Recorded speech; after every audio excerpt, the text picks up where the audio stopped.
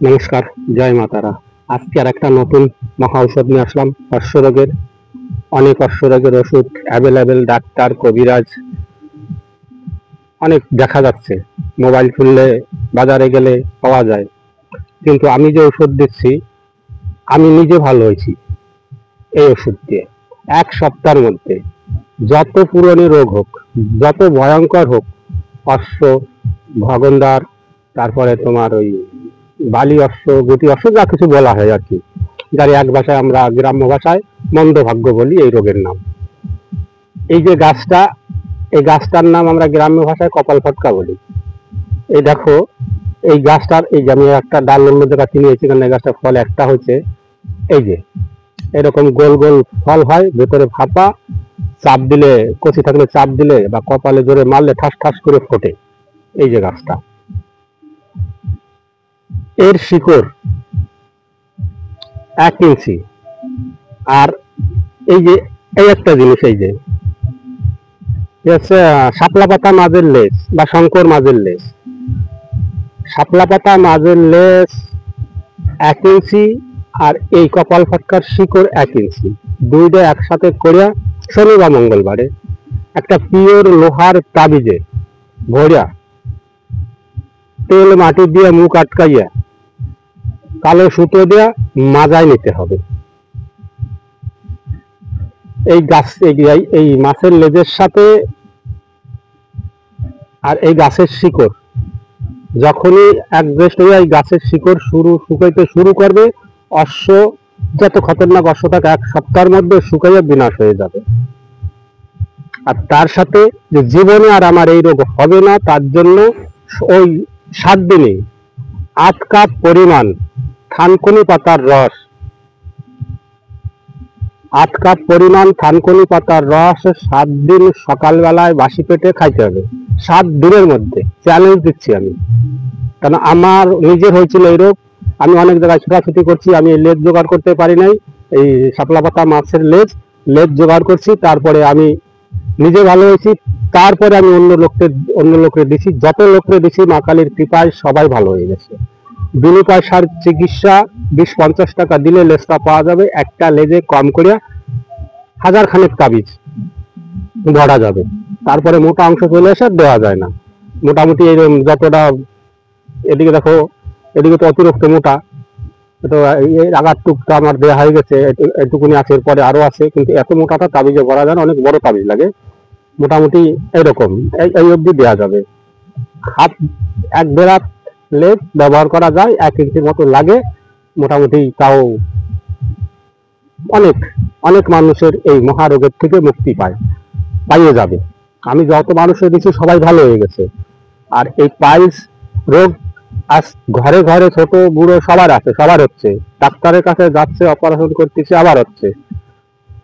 কোনো জায়গায় যাওয়া লাগবে না, কিছু করা লাগবে না। এই কপাল ফটকার গাছ আর এই শাপলা পাতা মাছের লেজ, এর 1 ইঞ্চি, এর 1 ইঞ্চি, শনি মঙ্গলবারে লোহার তাবিজে, পিওর লোহার তাবিজে ভরিয়া তেল আর মাটি দিয়ে মুখ আটকাইয়া কোমরে কালো সুতো দিয়ে বাঁধে নিতে হবে। ওই 7 দিন 8 কাপ পরিমাণে থানকুনি পাতার রস অবশ্যই খাইতে হবে। 7 দিনের মধ্যে রোগ বিনাশ হয়ে যাবে, প্লাস জীবনে আর হবে না। আর কারো যদি ঘা বা রক্ত পড়া থাকে, তাহলে আরেকটার সাথে যদি একটা জিনিস ব্যবহার করলে আরো তাড়াতাড়ি ভালো হয়ে যাবে।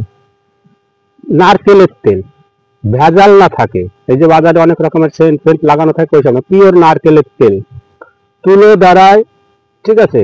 ওই যে জায়গা আক্রান্ত জায়গায়, ওই জায়গাটায় মানে গুজ্জ দ্বারের মধ্যে তুলোটা কিছুটা না, তুলো নারকেল তেলে ভিজাইয়া সন্ধ্যার সময় দিয়ে রাখলে, সকালবেলায় ফেলাই দিলে পর, এভাবে দিলে পর 1 সপ্তাহের মধ্যে চ্যালেঞ্জ থাকলো 1000 থেকে 1000% কাজ করবে। আর এই গাছটা এই জলের কিনারেই পাওয়া যাবে, ধান খেতে, নদী এলাকায় হয়।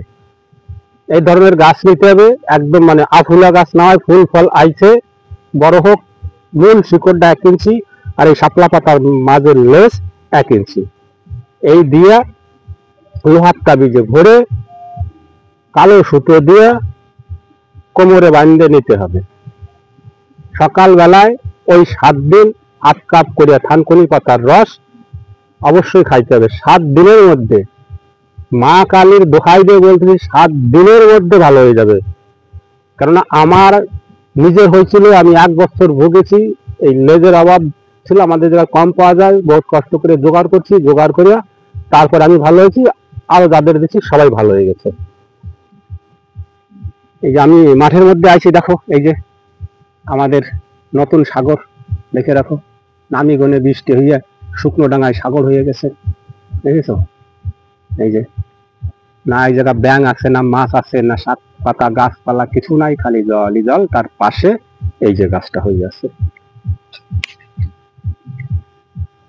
দেখে রাখো। এই যে শাপলা পাতা মাছের লেজ, আর এই যে কপাল পটকার গাছ, ওই যে ফুল ফল সব দেখা যাচ্ছে, দেখো ভালো করে।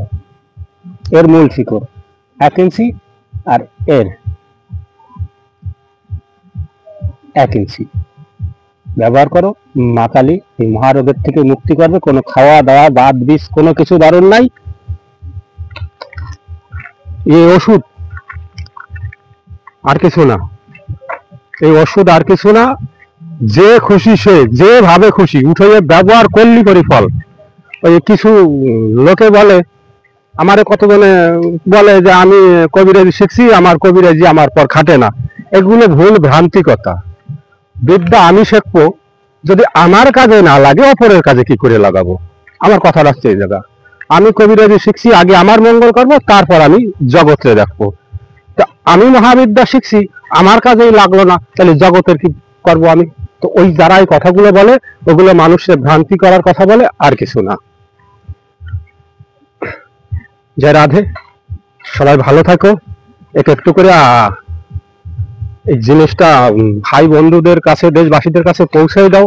বহুত মানুষ এই মহারোগে ভুগতেছে, ভালো হয়ে যাবে একদম 7 দিনের মধ্যে।